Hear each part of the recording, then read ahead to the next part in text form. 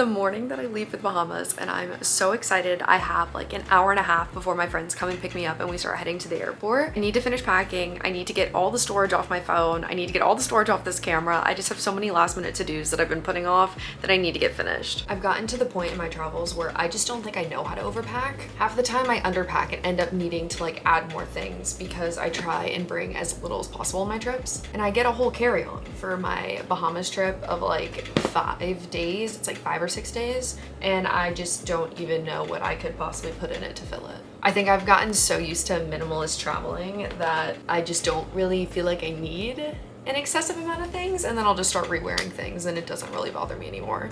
Whereas before it used to bother me so much. Like before I went backpacking, I was thinking about what I needed to bring on that trip, and I just did not think I had enough at all. And I was so scared that I was gonna run out of outfits or I was gonna feel weird wearing everything the same. But honestly, having limited clothes made the trip so much easier because it was something I didn't even have to think about anymore.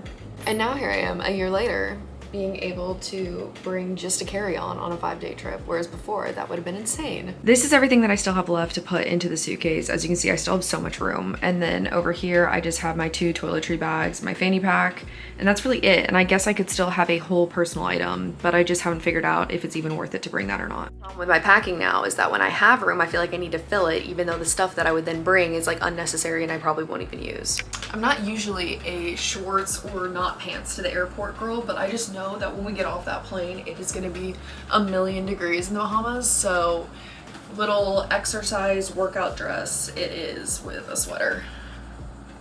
I cannot even begin to explain how excited I am about this vacation because it's truly a vacation. You know me, I'm a traveler, or at least that's what I call it.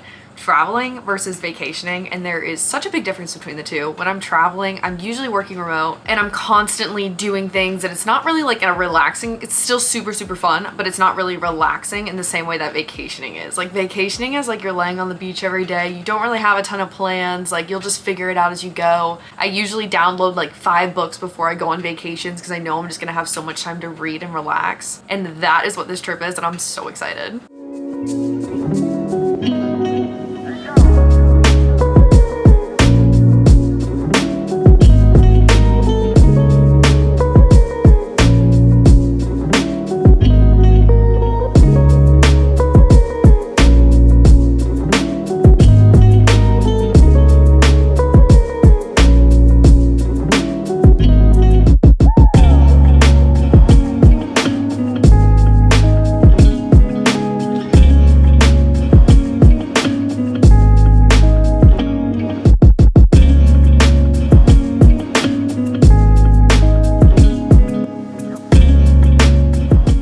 I think it's funny when people think that when I go on all these vacations or traveling that I'm spending a ton of money, because most of my days look like this. I'm sitting in a camping chair in the water at this boat ramp that is like down the street from our Airbnb. I'm reading on my Kindle.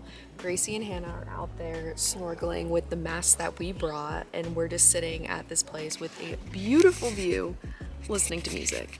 And I'm so content doing that, and it costs $0. Doing that pretty much every single day since I got here. We've also been eating breakfast and lunch at the house almost every single day, so we're really only paying for dinner. So traveling just doesn't have to be as expensive as you think it does. You just have to be okay with doing it in a non-traditional way. No, I'm not at a resort on a lounge chair with a pool next to me, but I am at a stunning beach. Still getting a good tan while I get to read. It just looks a little different. But the book lineup for this trip has been Golden Girl by Ellen Hildebrand, and her books are always so good. They are just the perfect beach reads. They all take place in Nantucket if you've never heard of her books before.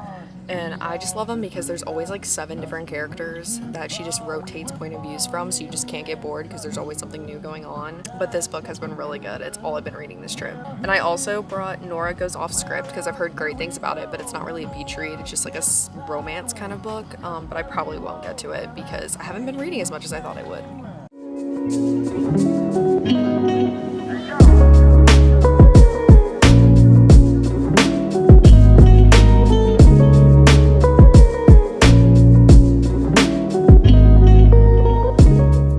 This is the beach access from our house, which is just absolutely stunning. Like, it's probably like the most crystal clear waters that we've seen yet on this whole island.